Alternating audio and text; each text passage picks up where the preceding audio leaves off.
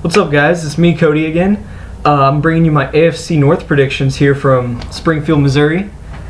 TA should be putting his up tonight as well. But I'm going to start out with my last place team, the AFC North, being the Cleveland Browns. I think this might be the best division of football this year. Everybody always kind of bags on the Browns. I think they have a really good defense this year, but that management's just got to figure some stuff out to put together a winning product on the field. I think they'll win probably about 4 or 5 games this year. Not going to be a whole lot. So I'll go with my projected record being 4-12. I really like what they did in the draft. They added Danny Shelton, new defensive tackle. Got Nate Orchard as an outside linebacker, defensive player, and then Cameron Irving on the offensive line. I think those moves should all help. But I don't think there'll be enough that with Dwayne Bowe being your #1 receiver, you're probably not going to do very well, as evidenced by the Chiefs not catching a touchdown pass by a receiver last year. I just don't think Dwayne Bowe is really good anymore. Josh Gordon suspended for the year. They haven't named their starting running back between Isaiah Crowell, Terrence West, and even Ray Rice's name has been tossed out there because they just don't know who they want to play. Even Duke Johnson's been mentioned, their new rookie out of Miami. I think Johnny Manziel is eventually going to win the starting quarterback job. It might not be at the very start of the season, but I think he will get it. And I think he'll do really well, good enough where he will be the quarterback going into next season. His off-the-field antics are troublesome, but I think he's going to mature, figure out that if he wants to stay in the league, he's got to get his act together.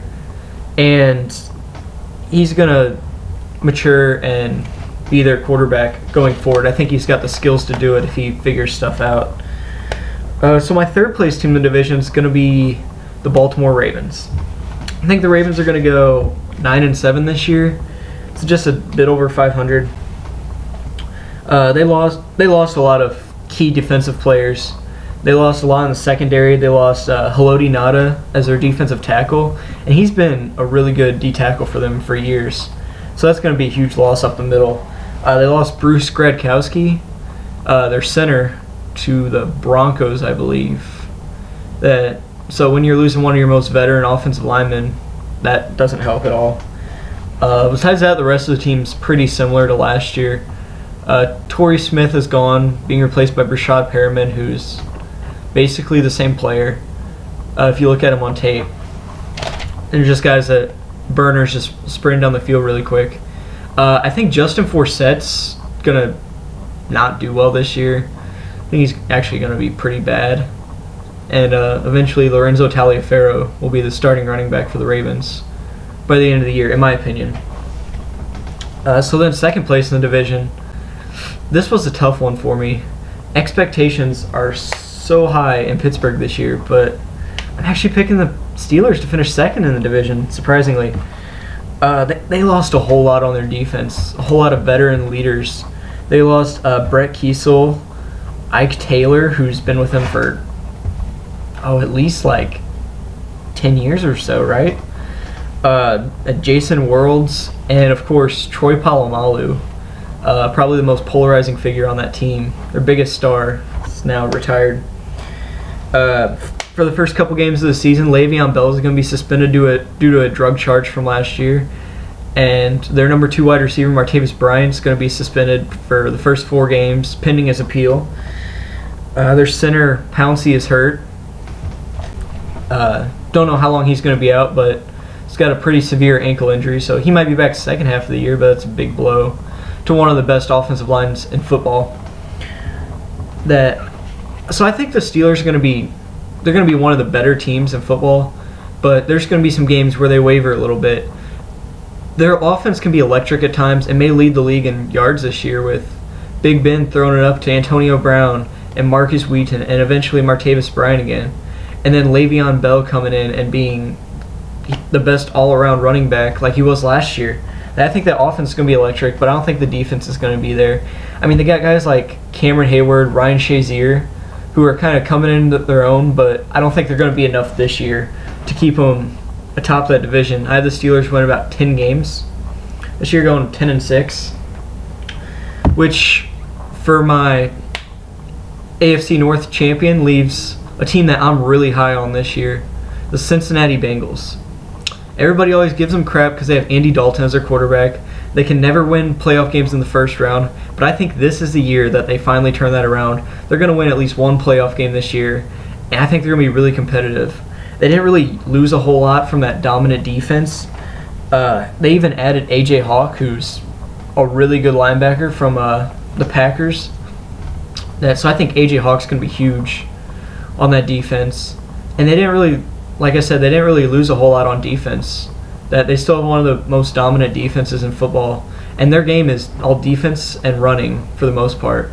And I think that's a good combination for this team to go really far this year. They got a killer duo at running back between Giovanni Bernard and last year's breakout Jeremy Hill. Hill can kind of give you a guy that can find holes. He's a patient runner. He runs kind of like Le'Veon Bell, but he's a lot bigger. He's not as fast as Bell, but I mean the way he's patient and hits holes, he's in the mold of Le'Veon Bell in that sense. But he's got decent speed, and he's a really big running back. He can power it in there. And then you got Giovanni Bernard, who's a really good pass catcher out of the backfield. Could be a third down back, and he'll put up some really good numbers for him. So that's quite the tandem. You got Andy Dalton as quarterback, which he deserves more credit than he gets. And then at receiver, you got a much improved group. Last year you had Mohamed Sanu and then AJ Green for bits and parts of the year. Now you're going to have AJ Green healthy the whole season, who I think he's going to be probably the best wide receiver in football this year. That's my bold prediction. He's at least going to be one of the top 3 in receiving yards this year and touchdowns. And then you got Marvin Jones, who was a deep threat a few years ago. He's coming back from, I believe it was a dislocated ankle last season that cost him the whole year. So going to be much improved in the pass game. Got good running backs, and then the defense is killer. They also drafted 2 offensive tackles in the draft, which will help their offensive line and be able to protect Andy Dalton so he has more time to make decisions. So I think the Bengals are actually going to win 12 to 13 games this year. I think they're going to be the best team in the AFC. I'm going to say 13-3. So that's my bold prediction. Cincinnati Bengals this year.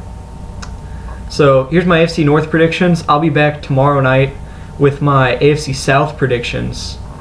And give us a like on Facebook, follow us on Twitter, subscribe on YouTube. This was RageCage Sports. Step into the cage.